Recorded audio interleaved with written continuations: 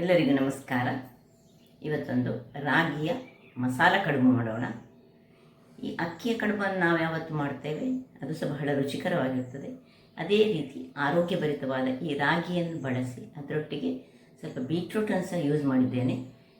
ಹೆಲ್ದಿಯಾದ ಈ ಒಂದು ರೆಸಿಪಿಯನ್ನು ಹೇಗೆ ಮಾಡೋದನ್ನು ನೋಡುವ ಮೊದಲು, ಯಾರೆಲ್ಲ ನನ್ನ ಚಾನಲನ್ನು ನೋಡ್ತಿದ್ದೀರಿ, ಯಾರೆಲ್ಲ ಇನ್ನೂ ಸಬ್ಸ್ಕ್ರೈಬ್ ಮಾಡಿಲ್ಲ, ದಯವಿಟ್ಟು ಸಬ್ಸ್ಕ್ರೈಬ್ ಮಾಡಿ ಸಪೋರ್ಟ್ ಮಾಡಿ ಅಂತ ಹೇಳುತ್ತಾ ಬನ್ನಿ ಯಾವ ರೀತಿಯಲ್ಲಿ ಈ ಒಂದು ಮಸಾಲ ರಾಗಿ ಕಡುಬು ಮಾಡೋದನ್ನು ನೋಡೋಣ.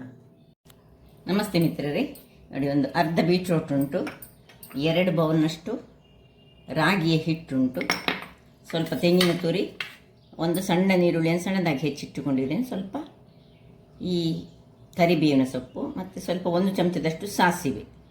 ಇಷ್ಟಾಗುವಾಗ ಮೊದಲಿಗೆ ನಾವು ಈಗ ಏನು ಮಾಡೋದು ಹೇಳಿದರೆ, ಈ ರಾಗಿ ಮತ್ತು ಬೀಟ್ರೂಟನ್ನು ಬಳಸಿ ಒಂದು ಕಡುಬು ಮಾಡ್ತಿದ್ದೇನೆ ನಾನು. ಬಹಳ ಆರೋಗ್ಯಕರವಾದುದು ಮತ್ತು ರುಚಿಕರ ಸಹ ಆದದ್ದು. ಮೊದಲಿಗೆ ನಾವು ಇದರ ಸಿಪ್ಪೆಯನ್ನು ತೆಗೆದಿದ್ದನ್ನು ಸಣ್ಣದಾಗಿ ಹೆಚ್ಚಿಟ್ಕೊಳ್ಳೋಣ.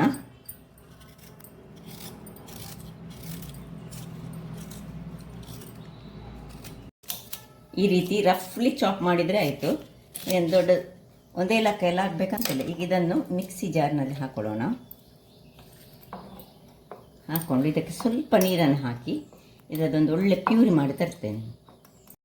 ವೀಕ್ಷಕರೇ, ಇಲ್ಲಿ ನೋಡಿ, ಒಳ್ಳೆ ಫೈನಾದ ಒಂದು ಖಾಲಿ ಬೀಟ್ರೂಟ್ ಮತ್ತು ನೀರು ಹಾಕಿದಂತಹ ಒಂದು ಇದನ್ನು ಇದಕ್ಕೆ ಶಿಫ್ಟ್ ಮಾಡ್ಕೊಳ್ತಿದ್ದೇನೆ. ಈಗ ನೋಡಿ ಹೇಗೆ ಫೈನ್ ಆಗಿದೆ ನೋಡಿ, ಈ ರೀತಿಯಾಗಿ ಫೈನ್ ಆಗಬೇಕು. ತುಂಡುಗಳೆಲ್ಲ ಇರಬಾರ್ದು ಒಂಚೂರು ಸಹ. ಇನ್ನೀಗ ಇದಕ್ಕೆ ಉಪ್ಪನ್ನು ಹಾಕೊಳ್ಳೋಣ. ರುಚಿಗೆ ತಕ್ಕಷ್ಟು ಉಪ್ಪು, 1 ಚಮಚದಷ್ಟು ನಾನು ಉಪ್ಪನ್ನು ಹಾಕ್ಕೊಳ್ತಿದ್ದೇನೆ. ಇನ್ನು ಈ ತೆಂಗಿನ ತುರಿಯಲ್ಲಿ ಸ್ವಲ್ಪ ತೆಂಗಿನ ತುರಿ ಮಾತ್ರ ಈಗ ಹಾಕಿದರೆ ಆಯಿತು. ಒಂದು 2 ಚಮಚದಷ್ಟು ತೆಂಗಿನ ತುರಿ. ಇನ್ನು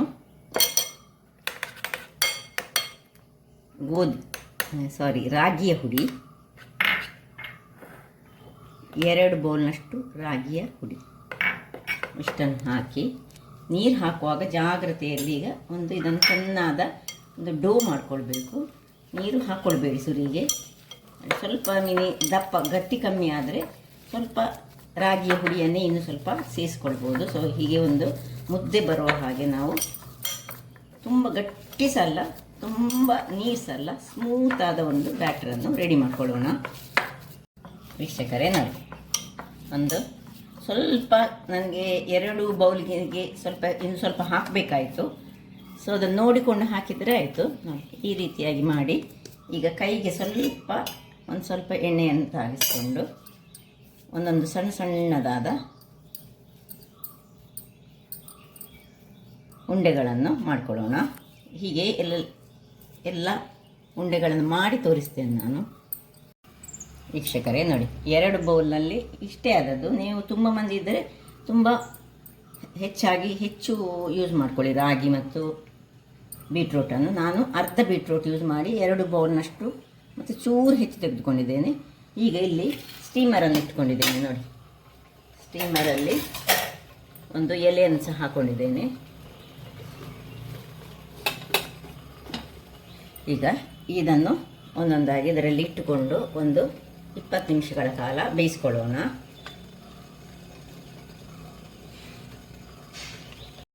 ವೀಕ್ಷಕರೇ, ಇಲ್ಲಿ ನೋಡಿ, ಎಲ್ಲ ಇಟ್ಟಾಯಿತು. ಈಗ ಇನ್ನು ಇದನ್ನು ಮುಚ್ಚಿ ಒಂದು 20 ನಿಮಿಷ ಬೇಯಿಸೋಣ. ಆಮೇಲೆ ಇದಕ್ಕೊಂದು ಒಗ್ಗರಣೆ ಕೊಡಲಿಕ್ಕೆ ಉಂಟು. ವೀಕ್ಷಕರೇ, ಇಲ್ಲಿ 20 ನಿಮಿಷಗಳ ಬಳಿಕ ಇದನ್ನು ಆಫ್ ಮಾಡಿಕೊಂಡು ನೋಡಿ, ಸ್ವಲ್ಪ ತಣ್ಣಗಾಗಲಿ, ಅದರಷ್ಟಕ್ಕೆ ಈಗ ಓಪನ್ ಮಾಡಿ ಇಟ್ಕೊಳ್ಳೋಣ. ಇನ್ನು ಇಲ್ಲಿ ಒಂದು ಬಾಣಲೆಯನ್ನು ಇಟ್ಕೊಂಡಿದ್ದೇನೆ. ಬಾಣಲೆ ಚೂರು ಬಿಸಿ ಆಗುವಾಗ ಅದಕ್ಕೆ ಸ್ವಲ್ಪ ತೆಂಗಿನ ಎಣ್ಣೆ ಬಿಸಿ ಆಗುವಾಗ ಸ್ವಲ್ಪ ಸಾಸಿವೆ ಹಾಕೊಳ್ಳೋಣ. ಸಾಸಿವೆ ಒಂದು ಒಡಿಲಿ. ಸಾಸಿವೆ ಒಡೆಯುವಾಗ ಸ್ವಲ್ಪ ಕರಿಬೇವಿನ ಸೊಪ್ಪು ಹಾಕೊಳ್ಳೋಣ.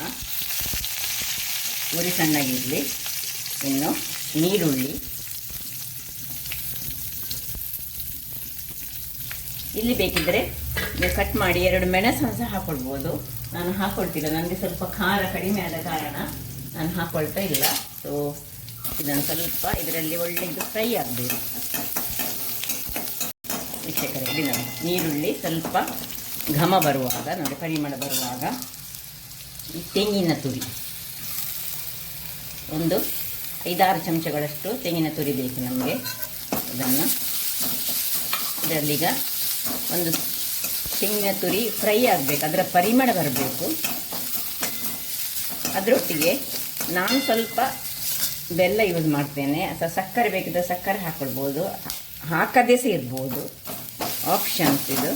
ಚೂರು ಸ್ವೀಟ್ ಆದರೆ ನನಗೆ ಖುಷಿ ಆಗ್ತದೆ, ಕೆಲವರಿಗೆ ಖುಷಿ ಆಗೋದಿಲ್ಲ ಸ್ವೀಟ್ ಆದರೆ. ಸ್ವೀಟ್ ಮಾಡದೇ ಸಹ ಮಾಡ್ಕೊಳ್ಬೋದು. ಈಗ ನೋಡಿ ಇದು ಸ್ವಲ್ಪ ಕಲರ್ ಚೇಂಜ್ ಆಗಬೇಕು ತೆಂಗಿನ ತುರಿದು, ಹದಾ ಉರಿಯಲ್ಲಿ ಮಾಡ್ಕೊಳ್ಬೇಕು. ಇನ್ನೀಗ ಏನಿಲ್ಲಿ ನಾವು ಮಾಡ್ಕೊಂಡಿದ್ದೇವೆ ನೋಡಿ, ಇದನ್ನು ತೆಗೆದು ಸೀದಾ ಸಹ ಇದರೊಳಗೆ ಹಾಕ್ಬೋದು. ಸ್ಮೂತಾದ ಉಂಡೆಗಳು ಇಲ್ಲಿ ರೆಡಿ ಉಂಟು ನೋಡಿ. ತಣ್ಣಗಾಗಿದೆ. ಈಗ ತಣ್ಣಗಾದದನ್ನು ಬಿಸಿ ಇದ್ದರೆ ಒಂದು ಸೌಟ್ನ ಮುಖಾಂತರ ಹಾಕ್ಕೊಳ್ಳಿ. ನಾನು ಎಲ್ಲವನ್ನು ಸಹ ಹಾಕ್ಕೊಳ್ತಿದ್ದೇನೆ. ಎಲ್ಲ ಹಾಕ್ಕೊಂಡು ಇದರಲ್ಲಿ ಚೆನ್ನಾಗಿ ಬಟ್ಟೆಯನ್ನು ಹಿಡಿದುಕೊಂಡು ಮಾಡೋಣ.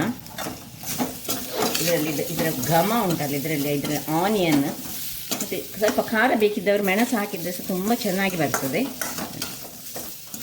ಪರಿಮಳ ಸೂಪರ್ಬಾಗಿ ಉಂಟು. ಇಡೀ ಅಡಿಗೆ ಮನೆ ನೀರುಳ್ಳಿ ಅದರೊಟ್ಟಿಗೆ ಸೇರುವಾಗ ನೋಡಿ ಆಯಿತು. ಇದು ಹೆಚ್ಚೇನಿಲ್ಲ, ನೀರುಳ್ಳಿ ಒಂದು ಫ್ರೈ ಆಗಬೇಕು ಮತ್ತು ತೆಂಗಿನ ತುರಿ ಸ್ವಲ್ಪ ಫ್ರೈ ಆಗಬೇಕು. ಬೆಲ್ಲ ಬೇಕಿದ್ದವರು ಆಪ್ಷನಲ್ ಹಾಕ್ಕೊಂಡ್ರೆ ಸ್ವಲ್ಪ ಸ್ವೀಟ್ ಬರ್ತದೆ ಅಷ್ಟೇ. ಖಾರ ಹಾಕಿದ್ರೆ ಬೆಲ್ಲ ಹಾಕೋದು ಅಗತ್ಯ ಇಲ್ಲ. ಆಯಿತು, ರೆಡಿ ಆಯಿತು. ಇದನ್ನೀಗ ಆಫ್ ಮಾಡ್ಕೊಳ್ತಿದ್ದೇನೆ. ಇದು ಸರ್ವ್ ಮಾಡೋಣ. ವೀಕ್ಷಕರೇ ನೋಡಿ ಏನು ಚೆನ್ನಾಗಿ ಬಂತು ನೋಡಿ.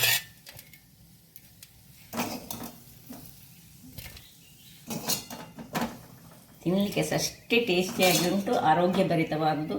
ಏನಿದರಲ್ಲಿ ಯಾವುದೇ ರೀತಿಯ ಆರ್ಟಿಫಿಷಿಯಲ್ ಕಲರ್ ಇಲ್ಲ ಅಥವಾ ಏನಿಲ್ಲ. ಆನಿಯನ್ಗೆ ಆನಿಯನ್ ಉಂಟು. ಒಂದು ಬೇಕಿದೆ ನೋಡಿ, ಹೀಗೆ ಬಿಸಿ ಉಂಟು. ಸೊ ನೋಡಿದ್ರಲ್ಲ ವೀಕ್ಷಕರೇ, ಕಟ್ ಮಾಡ್ಕೊಂಡು ಬೇಕಿದೆ ತೋರಿಸ್ಕೊಳ್ಬೋದು ನಿಮಗೆ. ನೋಡಿ ನೋಡಿ ಈ ರೀತಿಯಲ್ಲಿ ಬರ್ತದೆ, ತುಂಬ ಚೆನ್ನಾಗಿ ಬರ್ತದೆ.